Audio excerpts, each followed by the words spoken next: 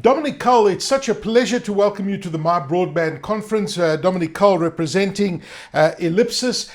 Dominic, it's been a very interesting last few years. In fact, every year in telecoms is interesting. And when I compare us to last year and compare us to this year, I get the sense that nothing much has changed significantly. There's lots of hot air and lots of things being spoken about 5G and spectrum. But what is the current state of play when it comes to spectrum? We're hearing about the wireless open access network, and I mean, how do you think this is going to play out over the next year? Okay, thank you. Before I start, just to mention, I have been a member of MyBroadband since 2004. And you could take your opening statement back to then and say, well, what's changed since 2004? I'm still waiting for my gold MyBroadband beanie, and we're still waiting for spectrum to be assigned in South Africa. So we know there's been progress. We know that spectrum is now important, not just to the MNOs, to Vodacom, MTN, Telkom, Liquid Rain, and to Cell C, I guess. But it's become important to government as a source of revenue. So we're seeing statements from the President and the Minister of Finance. They're driving these processes. They've given money to ICASA specifically to say, here are resources so that you get the spectrum process right. And to its credit, ICASA has done what it's needed to do, and it's got an ITA out there, and now industry is looking at that ITA and figuring out how it impacts them, because this is a game breaker event for the next 15 to 20 years. This is going to define the winners and the losers in South Africa. So Telkom clearly felt it was on the losing side as things were rolling out with the ITA. It was the first to jump to court. Vodacom and MTN have also come in with applications, but looking for nuances in interpretation of the ITA, whereas Telkom wants a complete stop. Telkom has got an interdict earlier in March. The state of play at the moment is that ICASA is appealing against that interdict. It's asking for leave to appeal to the Supreme Court, and we don't know if that's going to be granted. If it is, probably no spectrum in 2021. If not, then we go to a full hearing at the end of July this year, which will be Telkom's complaints together with the MTN's position and Vodacom's position opposed by ICASA. So it's not looking good that we'll actually see the spectrum being deployed into networks this year. Oh, it's just so disappointing to hear, and at the end of the day, the losers are the South African public. This 100%. This squabble is taking place. It's been taking place for years, and we've been arguing about spectrum for years.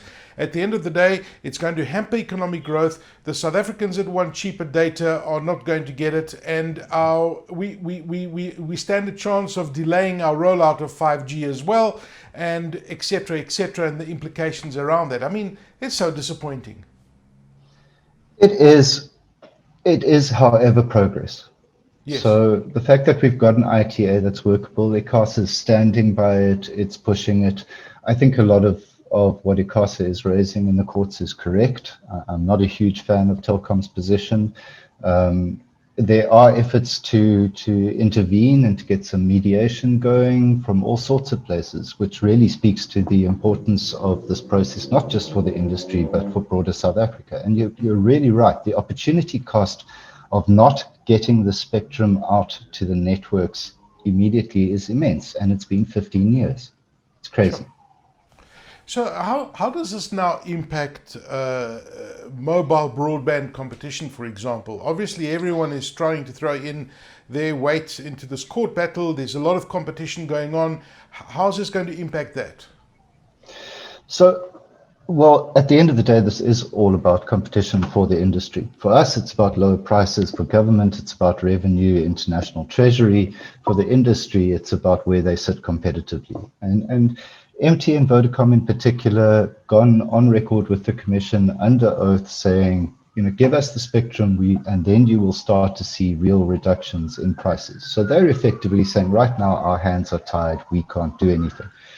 Notwithstanding which, ICASA is busy with a different process, which is an inquiry into competition in mobile broadband services. They came out with some findings on the 31st of March, as well as some draft regulations, which are really geared at saying we found that Vodacom and MTN are dominant in the market, the retail market for mobile broadband. So when they sell to you and I, as well as certain upstream markets to do with access to high sites and things of that nature. So ICASA is proposing some remedies to counter that dominance in these draft regulations, really taking aim at margins between wholesale and retail, and trying to make sure that the MNOs actually enable the ISPs and others to compete and thereby bring the price down. I can hear Vodacom and MTN saying that's lovely and we'd love to comply with doing that, but can we please get the spectrum in order to enable that? Mm-hmm. Well, it's very complex, and when you look at it, the bigger picture, there are some people that stand to lose a lot if the process is not handled properly. But when you compare this process of spectrum, the way we're doing it in South Africa, does it compare with how other countries are doing it around the world? How is spectrum allocated around the world compared to how we're doing it? Look, litigating against regulators with regard to spectrum is an international sport. We're not in the top tier, to be quite frank, mainly because we haven't had too many opportunities to play the game. But no, this is something that happens around the world. We have some particular South African complications. We know that government has not been as effective as it should have been. We know that, for example, the Minister of Communications has been shifted on numerous times. So a new person comes in, they have a new view on spectrum. And one of the reasons we're getting progress now is that the current minister has actually been in the position for a period of time. So that's one obstacle which has previously been in the way, which has been moved. So we're not special here, Aki, in terms of how we're dealing with this. But we've certainly taken far, far longer than we should. Industry will point fingers at government. And now that we've got to this stage, government is going to point fingers at industry and say, do the right thing, relax your claims, we need this urgently. And I can understand that Telkom and others may be reluctant to do that. Yeah. Well, at the heart of this whole discussion around spectrum, of course, is 5G. And many of the networks have farmed out all sorts of ways of doing 5G in certain ways, but clearly it's not enough. How is this going to play into 5G? I imagine that the delay of allocating the spectrum is equal to a further delay on 5G and a further setback into our country's economic development, because there's a direct link with broadband penetration and people having access to cheaper data and the economic growth of a country. So how is this all now going to play into 5G? So look, it is obviously going to have an impact on 5G, but I also just want to say that the South African environment is more than just the mobile networks. So in terms of those other issues of addressing digital divides and things, there are lots of initiatives out there. The access funds being created out of the presidency to fiber up lower LSM homes. The fiber industry itself is moving on from the higher LSM areas into lower LSM areas. So that issue is being addressed. Spectrum is a particular issue. So firstly, some of the spectrum which is up for auction now is 5G spectrum. So we've got a little confused somewhere along the way, because the 3.5 gigahertz spectrum in particular is a key anchor band for 5G. That's what everyone wants to deploy 5G services at the moment. And that's why what MTN and Vodacom are arguing about in the litigation is about their ability to get more, or to get 3.5 gigahertz spectrum. We anticipate a policy direction on 5G spectrum by the end of 2021. That was originally meant to be done by the end of 2022. It has been moved forward a year. So that's a positive thing, and that will really kick off the process. At the same time, the regulator ICASA has placed a moratorium on applying for spectrum in 5G bands. So both mid-range, mid-bands, 3 gigahertz to 5 gigahertz, as well as the millimeter wave bands, 24 and up. So they're clearly preparing and doing what they can do to prepare for a 5G auction. we so need to get the current process right so that we at least have a precedent for what's coming.